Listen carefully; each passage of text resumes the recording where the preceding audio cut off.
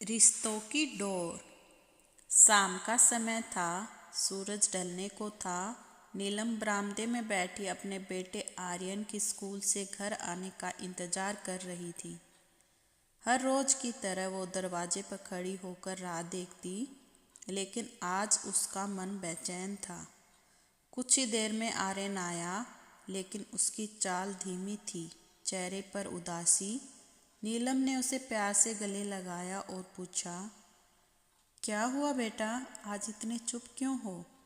आर्यन ने झिझकते हुए कहा, माँ, क्या आप मुझसे नाराज हैं? नीलम चौंक गई।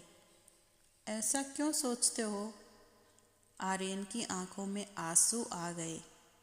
क्योंकि आप अब दादू से बहुत कम बात करती हैं और जब भी करते हैं आपकी आवाज़ में गुस्सा होता है।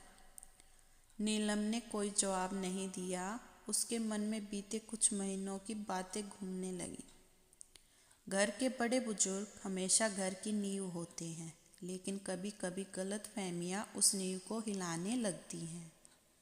नीलम और उसके ससुर जी के बीच पिछले कुछ महीनों से तनाव था। छोटी छोटी बातों पर मतभेद हो जाते और धीरे धीरे दोनों के बीच बातचीत कम होती चली गई। कभी नीलम को लगता कि ससुर जी उसे समझते नहीं, तो कभी ससुर जी को लगता उनकी बहू अब उनका सम्मान नहीं करती। आर्यन चुपचाप अपनी कॉपी निकालकर कुछ लिखने लगा। नीलम ने उसके पास जाकर देखा। उसने एक पेज पर लिखा था, अगर मैं बड़ा होकर मम्मा से लड़ने लगूं, तो क्या मैं भी उनसे दूर हो जाऊंगा? नीलम की आंखें भर आई। उसने धीरे से पूछा, बेटा ऐसा क्यों लिखा?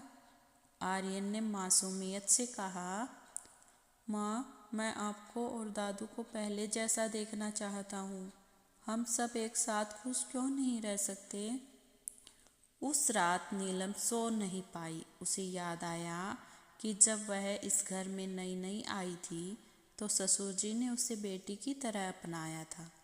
जब पहली बार उसने रसोई में खाना बनाया था, तो उन्होंने सबसे पहले खाकर उसकी तारीफ की थी। तो अब क्या बदल गया? उसने खुद से सवाल किया। शायद ईगो, शायद गलतफहमियाँ, या शायद वक्त के साथ रिश्तों की परवाह न करना। अगली सुबह नीलम ने पहली बार खुद पहल की। उसने चाय बनाई और ससुर जी के कमरे में ले गई। ससुर जी ने आश्चर्य से पूछा, आज खुद चाय लाई हो? नीलम ने हल्के से मुस्कुराते हुए कहा, हाँ पापा, पहले भी तो लाती थी, बस कुछ समय से भूल गई थी। ससुर जी ने पहली बार मुस्कुराकर कहा, कोई बात नहीं बेटा, मैं भी तो भूल गया था कि बहू से बेटी जैसा व्यवहार करना चाहिए। आर्यन दरवाजे पर खड़ा यह सब देख रहा था। वह दौड़कर दादू और माँ के बीच आ गया और दोनों को गले लगा लिया।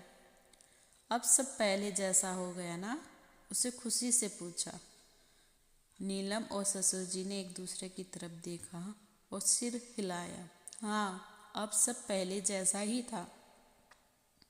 रिश्ते कभी अपने आप नहीं टूटते, उन्हें बनाए रखना पड़ता है। कभी कभी बस एक कदम हमें दूरियों को मिटाने के लिए काफ़ी होता है।